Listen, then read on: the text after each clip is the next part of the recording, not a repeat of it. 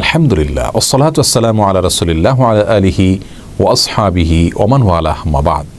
সুপ্রিয় দর্শক শ্রোতা ভাই বোন, আল্লাহ রাব্বুল আলামিনের কাছে সবচেয়ে অপছন্দনীয় বৈধ কাজ হলো তালাক বা স্বামী স্ত্রীর মধ্যে সম্পর্ক ছিন্ন হয়ে যাওয়া। সহিহ মুসলিম বর্ণনা অনুযায়ী শয়তানের কাছে সবচেয়ে প্রিয় কাজ হলো দাম্পত্য জীবনে ভাঙন ধরা বা স্বামী স্ত্রীর মধ্যে বিচ্ছিন্নতা ঘটে যাওয়া। এ তালাক আমাদের সমাজে অহরহ ঘটছে, এটি আমাদের গা শোয়া হয়ে যাচ্ছে। দাম্পত্য জীবনগুলো ঠুনকো হয়ে যাচ্ছে, একের পর এক দাম্পত্য সম্পর্কগুলো ভেঙে খান খান হয়ে যাচ্ছে। এর অন্যতম একটি কারণ হলো তালাক সম্পর্কে ধারণা না থাকা। ইসলাম আমাদেরকে সর্বাবস্থায় তালাকের ক্ষেত্রে এমন তালাক দিতে বলে যে তালাক দেওয়ার পর আবার প্রত্যাহার করার সুযোগ থাকে। কোনো প্রকার বিবাহ পড়ানো ছাড়া, কোনো প্রকার প্রসেস ছাড়া সাধারণভাবেই একজন স্বামী তার তালাককে উইথড্র করার সুযোগ থাকে, এমন তালাক দেওয়ার কথা ইসলাম আমাদেরকে বলে। আমরা অনেকেই জানি না যে তালাকের মধ্যে এক প্রকারের তালাক আছে যে তালাক দেওয়ার পর আবার ফিরিয়ে নেওয়া যায়, প্রত্যাহার করা যায়, উইথড্র করা যায়।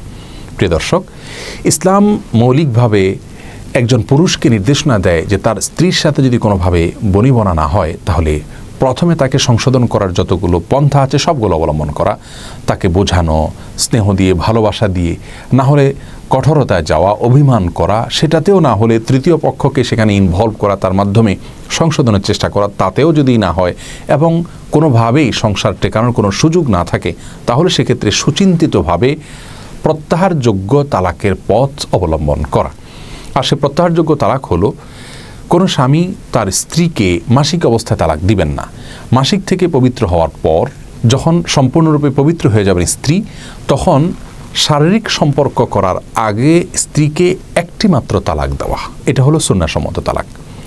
কোনো স্বামী যদি এই পদ্ধতি অনুযায়ী স্ত্রীকে মাত্র একটি তালাক দেন তাহলে সেক্ষেত্রে সেই তালাক দেওয়ার পর তিনি ইদ্যতের মধ্যে প্রত্যাহার করে নিতে পারেন। ইদ্যত হলো পরবর্তী 3টা মাসিক, যখন তিনি তালাক দিলেন এর পরবর্তী যে মাসিক হবে, এই মাসিকের পরবর্তী আরও একটা মাসিক এবং আরও একটা মাসিক, পরপর 3টা মাসিক অতিক্রান্ত হওয়া, এটা হলো ইদ্যত অতিক্রান্ত হওয়া। এই 3টা মাসিক অতিক্রম হওয়ার আগে আগে স্বামী চাইলে তার স্ত্রীকে প্রত্যাহার করে নিতে পারেন এবং সেক্ষেত্রে নতুন করে বিবাহ পড়ানোর কোনো প্রয়োজন হবে না। এক্ষেত্রে প্রত্যাহারের পদ্ধতি কী হবে সেটা নিয়ে বিশদ আলোচনা আছে। মুখে যদি বলেন যে আমি প্রত্যাহার করে নিলাম, অথবা স্বামী স্ত্রী হিসাবে তারা বসবাস করা শুরু করলেন, তাতে কিন্তু প্রত্যাহার হয়ে যাবে। আর যদি ইদ্যত শেষ হয়ে যায়, অর্থাৎ একটা তালাক দেওয়ার পর স্ত্রীকে আর কোনো তালাক দেয়া না হয়, বরং 3টা মাসিক পার হয়ে যায়, তাহলে সেক্ষেত্রে তাদের মধ্যে সম্পর্ক ছিন্ন হয়ে যায়। কিন্তু পরবর্তীতে আবার আকদের মাধ্যমে তারা চাইলে কোনো কালে আবার একে অন্যের সঙ্গে বিবাহ বন্ধনে আবদ্ধ হতে হয়, সেক্ষেত্রে অন্যত্র বিবাহের কোনো প্রয়োজন হয় না।